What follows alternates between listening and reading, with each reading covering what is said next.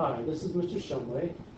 This video clip explains how to use the ratio of angles to triangle side lengths to find unknown values. For example, if I know the length along a river is 50 feet, and on the other side of the river I know the angle from point to point where I measured that length is 55 degrees, well, I can know that the ratio of the sine of an angle is equal divided by the length of the side opposite that will have the same ratio, which will be equal to the sine of another angle in that triangle divided by the length of the side opposite that angle. But it also holds true that the length of a side divided by the sine of the angle is equal to the length of another side divided by the sine of the angle opposite that side. Oops, sorry, to change that to a B.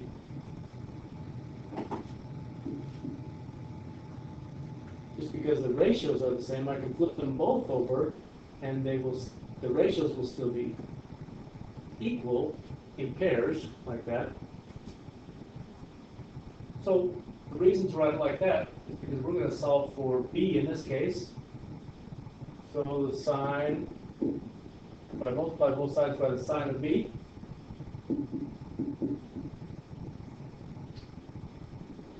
then the length of side B is equal to the sine of angle B times the length of side A divided by the sine of angle A. And that's a typical convention to write a variable that represents an angle as a capital letter and a variable that represents a length as a small case letter. So in this case, now we can plug in the numbers. The sine of 45 times 50 divided by the sine of 55. And those values there are 0.707 times 50 divided by 0.819. 0.707 times 50 is 35.4.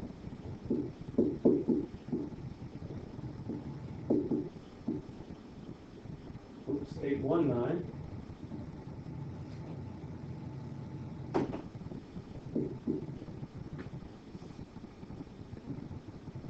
And dividing 35.4 by 0.819 gives me 43.2 feet.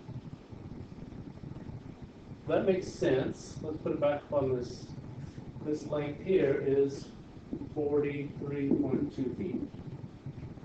That makes sense that it's going to be less than 50 feet because the angle opposite that, these two go together as a pair, they're both smaller.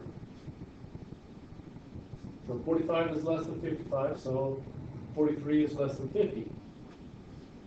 Let's do another example real quick.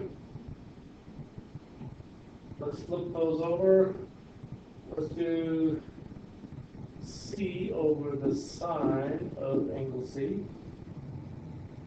That will be equal to A over the sine of angle A. A is 30.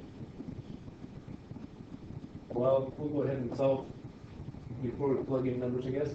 Multiply both sides by the sine of angle C.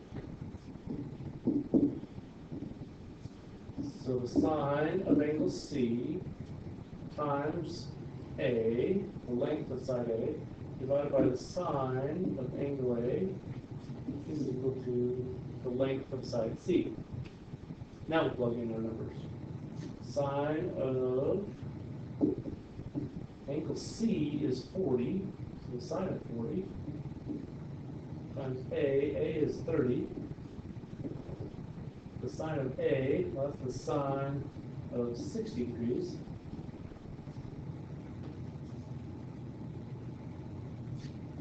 And plugging in values. The sine of 40 is 0.643. Sine of 60 is 0.866. Multiplying those, the calculator says 19.3.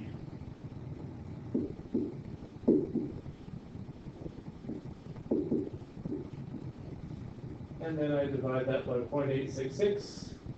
That number turns out to be 22.3 feet. Put 22.3 on the picture. Just to verify that it is smaller than 30 feet. Well, that's okay. It's across from an angle that's smaller than 60 degrees. So that makes sense.